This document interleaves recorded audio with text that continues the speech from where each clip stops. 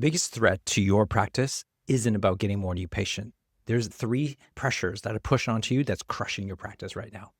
Hi, I'm Dr. Lawrence Tam, and I'm here to talk about these three pressures that are crushing your practice right now. If we don't learn how to adapt to these pressure and counteract them, your practice may not exist in the next few years. The number one pressure right now is definitely the economy. You can hear it within your patients. I have clients of mine who are telling me their patients are saying, I can't afford this, or things are a bit tight right now. When you start to hear those things, it's really starting to affect not only their pocket and their discretionary spending, they're going to start making decisions on whether or not chiropractic or any healthcare provider is going to be right for them. The economy, it does affect us directly because the economy is going to affect the patients that we already serve and the communities we already serve.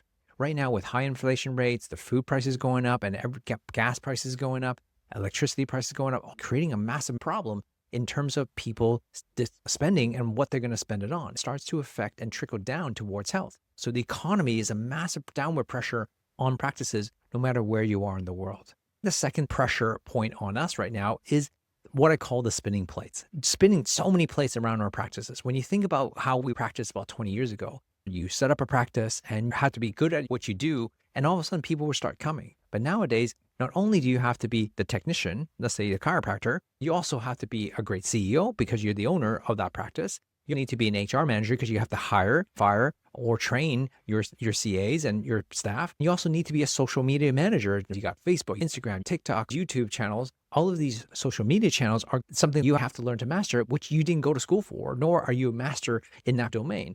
And so all of a sudden now you not only have to be a master technician, you have to be a master of marketing, finance. That takes our bandwidth and becomes a problem when you wear too many hats, because when you are a multi-practitioner or you have been doing well, you have relatively stable and successful practice, you have some money to delegate some of these things. But if you're just starting out, or if you've been practiced for a while but can't get past a certain threshold, you're not going to have extra money to delegate. You're going to have to learn how to do it on your own. And most likely you're not going to do it very well. Just because you're a great chiropractor doesn't mean you're going to be a great social media manager. That pressure is going to be compounding as the economy starts to change as well. So number one was the economy. Number two is the spinning plates. And number three is about attention and choice. Right now with social media, we are bombarded by how much attention we need. I was in New York City a couple of weeks ago. And when I walk into Times Square, you're bombarded by all these flashy signs. Everybody's trying to get your attention. These are brands and companies that spend millions of dollars trying to get your attention. Well, that's exactly what's happening on the social media landscape. Your patients are being bombarded by various companies, brands, practitioners trying to gain their attention. And therefore, their attention is being swamped. You have to cut through some of that attention, as we mentioned about social being marker. Number two is that to actually solve their problem.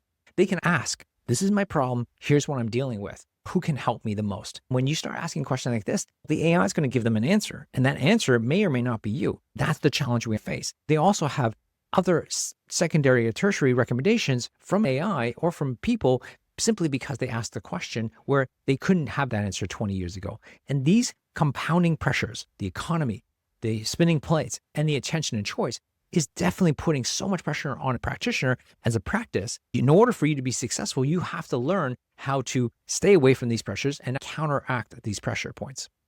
So let's talk about how to do that. There's three specific ways that could stop the pressure from coming in and help you future-proof your practice so that you can be more successful in what you do, but more importantly, deliver and change the health of your community. Number one is AI. Yes, we know about AI, but are you actually applying it to your practice? I'm not talking about just using ChatGPT. I'm talking about using tools to help you automate things, to simplify your actions, but also help your team to be more automated towards AI, not to eliminate jobs, not just for cost saving, but to allow them to be more human. AI is not going to make us irrelevant.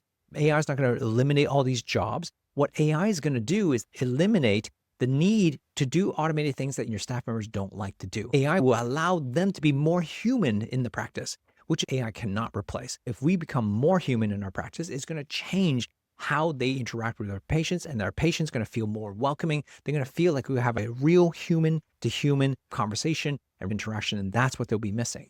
Because AI is going to start to eliminate certain jobs. It's going to affect the economy. Certain jobs are going to be removed. What happens is that, in my belief, the jobs are going to be okay because AI is going to create more jobs in the future that we haven't thought of, like social media influencers, right? Social media manager was another job that didn't exist 20 years ago.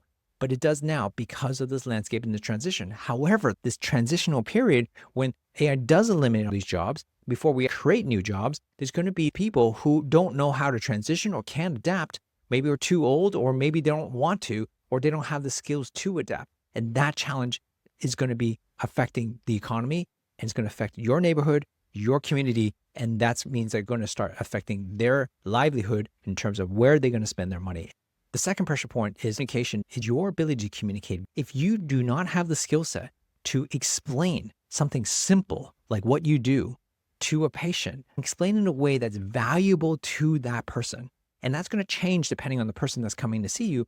But if you cannot adapt that conversation to explain it in their terms or worldview, you're going to have a very difficult time to ensure that people are going to want to stay with you or be convinced by you. You need to have influence, and the influence needs to come from your communication. They're going to choose you because your product or service is going to help them be a better version of themselves and get rid of the problem they actually have. If you cannot translate that, that's going to be a massive problem. The third counter pressure to future-proof your practice is systems. Systems help you reduce friction. These are all the things that you are fighting against. It frees up time and frees up energy and mental bandwidth to help you be a better practice to service your client. In terms of your communication and systems, it has to go into three major areas. These three major areas are attraction, which is attracting the right type of prospects in your practice that are pre-qualified, pre-interested, and pre-motivated. Convert them from a prospect to a patient, which means that they're actually coming in service by what you do. And then thirdly, a patron is someone who is a client, someone who's going to stay with you for a lifetime. Now, not everybody stays, but you want them to know that you're the person who's going to take care of them for life. And so these three areas, attract, convert, and retain, is the three core fundamental things that you need to start adding AI towards. You're going to need to start being able to layer communications of valuable communication that makes sense to the patients and the patron. And number three is to have systems to make this process smooth and efficient. When you can do those in those three areas, you will drastically decrease the amount of pressure from the economy, from spinning plates, and also the pressure of attention and choice. It will future-proof you to ensure that you have a great practice. One of the things my clients are dealing with right now is fighting off all of these pressures. And they're doing a great job because they're constantly working on these systems. No one's ever perfect. And you have to constantly reevaluate the system, whether it be educating your patients on a regular basis or having systems to recapture and recall patients that have dropped out of care. All of these things are important in building a practice towards success. What I will say is that most people don't know where to start. And here's why I created this tool called the Profit Calculator. And the Profit Calculator is helping you decide where the leaks are happening without you even knowing about it. Free calculator that I want you to use. So please take this QR code and the link in the description.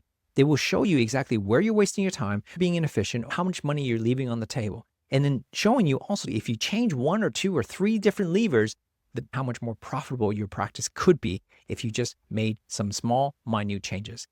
I hope you enjoyed this episode. If you like it, please like it and subscribe and watch my other videos. I really want to help practices become more profitable, have more freedom, and hopefully get you to beyond 7 practice. Leave a comment below and let me know how you're thinking about practice.